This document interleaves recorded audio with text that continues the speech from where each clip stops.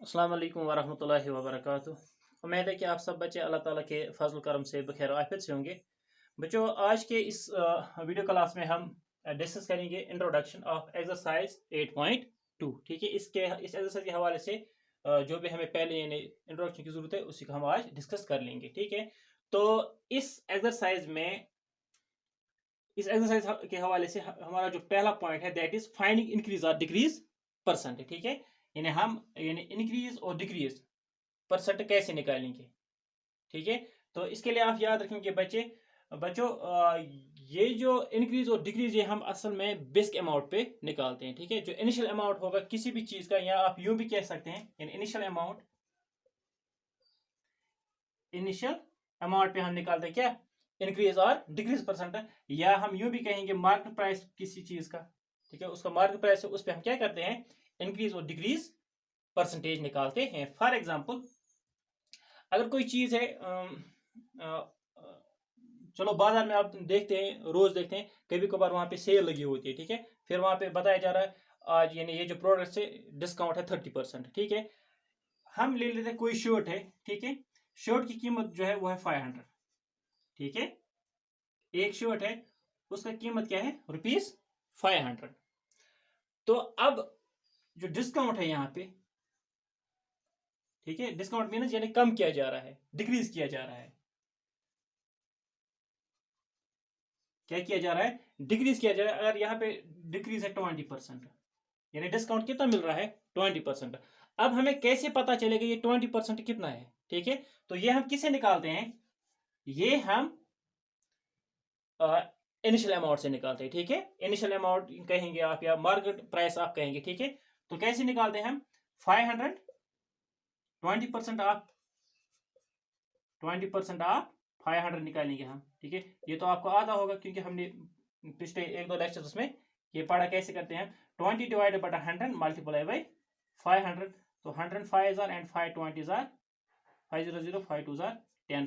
तो इसका मतलब ये है कि यानी 100 का डिस्काउंट मिलता है। यानी यहाँ पे कि जो डिक्रीज हो रहा है वो कितना है, इनिशियल अमाउंट से 100 रुपए डिक्रीज हुआ है। ठीक है, तो इस तरह से हम क्या करते हैं, डिक्रीज जो है वो किससे निकालते हैं, हम इनिशियल प्राइस। इसी तरह से अगर इंक्रीज होगा वो भी हम किससे निकालते हैं, वो भी हम इनिशियल अमाउंट से निकालते हैं। ठीक है, अगर यही एग्जांपल हम ले लेते हैं, यहाँ पे डिस्काउंट कितना कितना मिला था, 20। अगर इंक्रीज होगा, फॉर एग्जाम्पल आप रोज सुनते हैं आज पेट्रोल की कीमत इतना बढ़ गई। ठीक है, फॉर एग्जाम्पल पेट्रोल का कीमत कल 100 रुपया था। ठीक है, yesterday the price of petrol was 100 per litre. ठीक है, लेकिन आज जो आज अगर उसमें हाइक हुआ है फॉर एग्जांपल 10%। ठीक है, इंक्रीज हुआ क्या, 10%। अब हमें ये पता करना है कि ये 10% कितना इंक्रीज होगा ये आज, या हमें ये मालूम करना अगर कल 100 रुपए में पेट्रोल का लीटर मिल रहा है, आज कितने में मिल रहा है। तो हम कैसे निकालेंगे, तो इसके लिए हम क्या करेंगे, ये जो हमारा इनिशियल अमाउंट है, ठीक है, ओरिजिनल अमाउंट या कल का अमाउंट जो था वो क्या था, 100 रुपीज। ठीक है, 100 का हम क्या निकालेंगे, इसका हम 10% निकालेंगे। 10% ऑफ 100 हमें ये पता चलेगा, तो 10 डिवाइडेड बाय 100 मल्टीप्लाई बाय 100। तो हमें ये पता चलता है कि 10 रुपये यानी 10 रुपये बढ़ गए किसी कीमत में, पेट्रोल की कीमत में। अगर कल 100 रुपये में था, आज कितने में होगा, 100 प्लस 10 तो 110। तो यहाँ पे हमें असल में ये जो कंसेप्ट यहाँ पे ये क्लियर करना था, ये जो इंक्रीज और डिक्रीज हम किस पे निकालते हैं, ये हम इनिशियल अमाउंट पे निकालते हैं। ठीक है, तो चलिए बच्चों अब नेक्स्ट पॉइंट की तरफ बढ़ते हैं, that is discount. That is discount.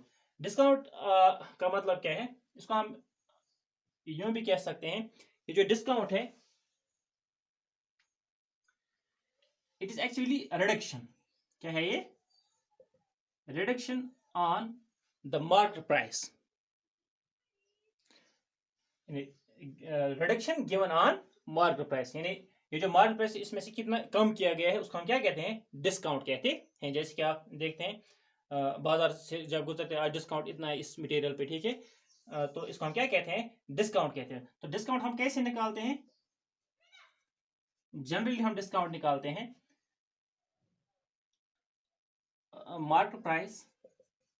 ठीक है, MP mean market price minus selling price, market price minus selling price. ठीक है, फॉर एग्जांपल अगर किसी चीज का मार्केट प्राइस है दैट इज 100, ठीक है, मार्केट प्राइस उसका क्या है 100, लेकिन सेल जो हो रही है इसकी सेलिंग प्राइस उसका है 50, ठीक है, या सेलिंग प्राइस है उसका 80, ठीक है।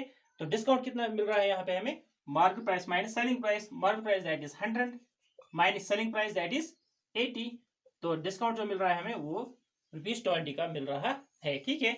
तो इसी तरह ये जो डिस्काउंट है ये हम परसेंटेज के हिसाब से भी निकाल सकते हैं, ठीक है।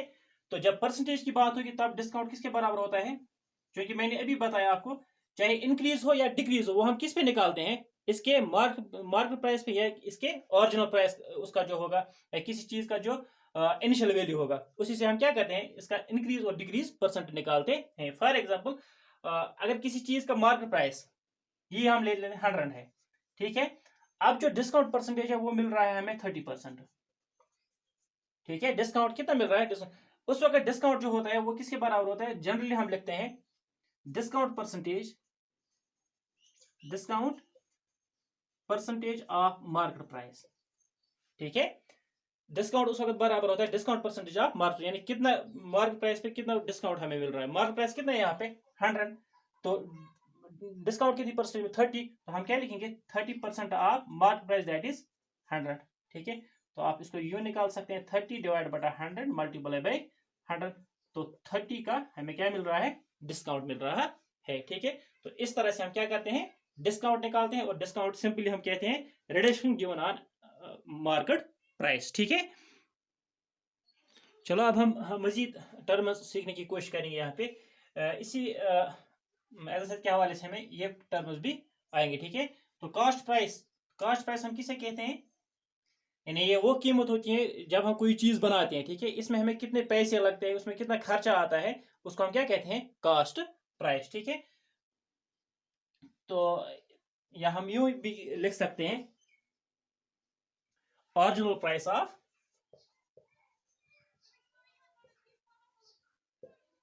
एन आर्टिकल, यानी जो हमारे पास कोई आर्टिकल होता है उसका ओरिजिनल प्राइस, यानी उसको बनाने में कितने पैसे लगे उसको हम क्या कहते हैं कॉस्ट प्राइस। तो इसको हम जनरली डिनोट करते हैं सीपी से, कॉस्ट प्राइस, ठीक है। तो सेलिंग प्राइस दूसरी टर्म में, सेलिंग प्राइस किसे हम कहते हैं, यानी ये वो कीमत होती है जिस पे हम कोई चीज क्या करते हैं बेचते हैं, यानी यहाँ पे क्या कहते हैं सेलिंग में हम कोई चीज बेचते हैं, ठीक है, तो हम उसको क्या कहते हैं सेलिंग प्राइस। तो वो कॉस्ट प्राइस से कभी कभार कम भी होता है और कभी कभार ज्यादा भी होता है, यानी इंसान यानी वहां पे खरीद फरोख्त होती है, तो वहां पे जब यानी हम खरीद फरोख्त करते हैं उसमें क्या होता है कॉस्ट प्राइस जो होता है उससे कम भी हो सकता है कीमत और उससे ज्यादा भी हो सकता है, ठीक है। तो इसको हम क्या कहते हैं सेलिंग प्राइस मीन्स, यानी it is the price on which article is sold, यानी जिस कीमत पे क्या होगा कोई चीज बेची जाएगी, ठीक है। तो इसी हवाले से क्या है एक और टर्म दैट इज प्रॉफिट, उसको हम नफा भी कहते हैं, ठीक है आमतौर पर। तो यहाँ पे क्या करते हैं जब कोई प्रोडक्ट क्या किया जा रहा है सेल किया जा रहा है उसमें क्या होता है इंसान को या उसमें नफा आ जाएगा या उसमें प्रॉफिट होगा गेन होगा या उसमें लॉस होगा, ठीक है। तो प्रॉफिट हम किसे कहते हैं, यानी प्रॉफिट वो अमाउंट होता है, ठीक है, जो हम गेन करते हैं हासिल करते हैं किस में से, जब हम कोई चीज बेचते हैं और उसको इस कीमत पे बेचते हैं कि वो कीमत कॉस्ट प्राइस से ज्यादा हो, ठीक है, उसको हम क्या कहते हैं प्रॉफिट कहते हैं, ठीक है। तो इसी तरह से लॉस का मतलब यानी ये वो अमाउंट होता है जिसका हमें नुकसान होता है, ठीक है। नुकसान क्यों होता है क्योंकि जब हम कोई चीज क्या करते हैं बेचते हैं वो हम इस रेट यानी इस कीमत पे बेचते हैं जो कॉस्ट प्राइस से कम होता है, ठीक है, उसे हम क्या कहते हैं लॉस कहते हैं, ठीक है। तो इसी तरह से इसके रिलेटेड कुछ टर्म्स या हम यूं भी कहते हैं फार्मूलाज, ठीक है। तो on the base of profit,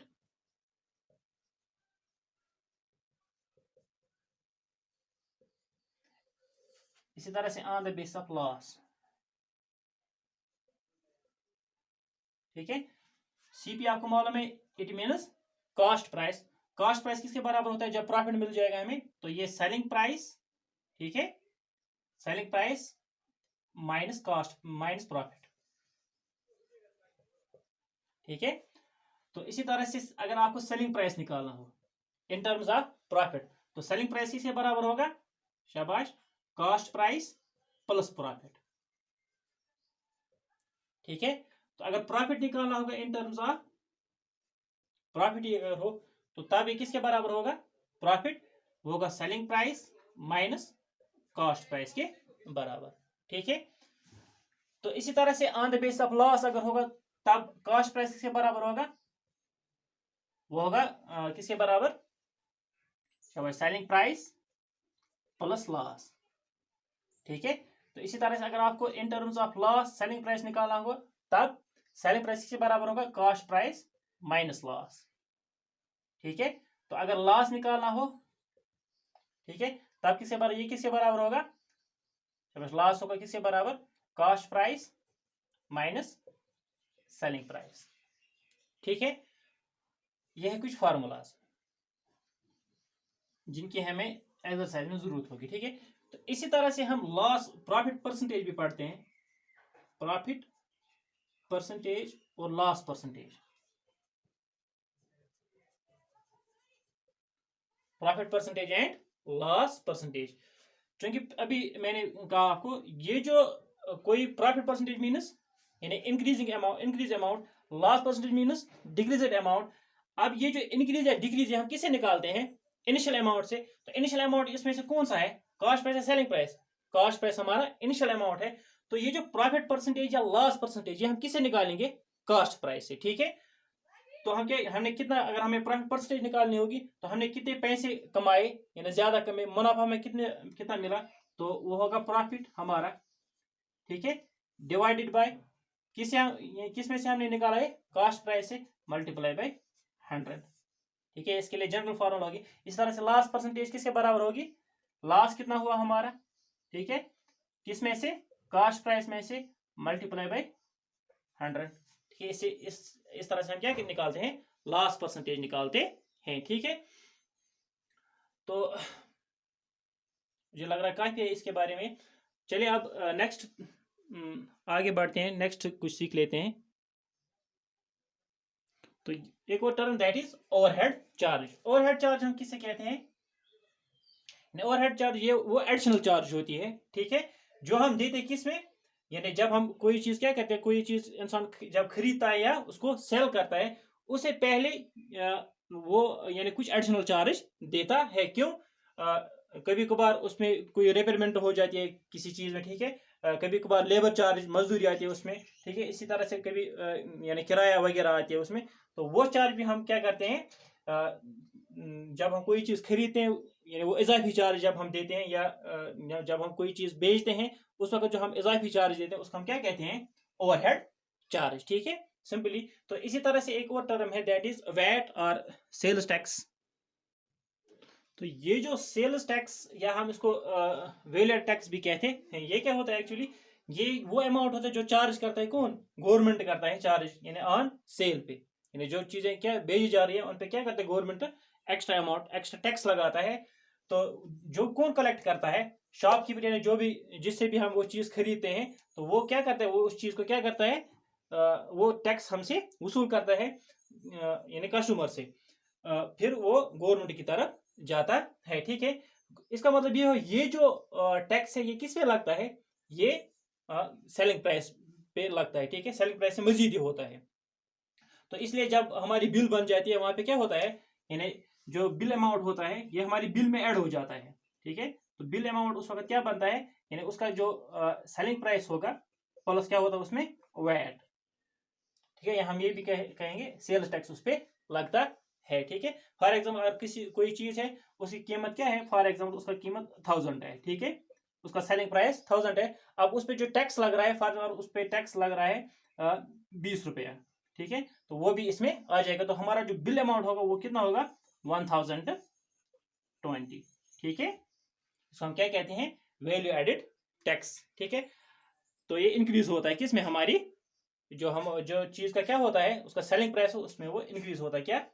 VAT, value added tax. ठीक है, तो इस तरह से एक्सरसाइज 8.2 के हवाले से जो इंट्रोडक्शन थी ये मुकम्मल हो गई। ठीक है, तो उम्मीद है कि आपको ये चीज़ें समझ आई होगी। तो इंशाल्लाह रहमान अब मिलते हैं नेक्स्ट वीडियो में, तब तक के लिए खुदा हाफिज़।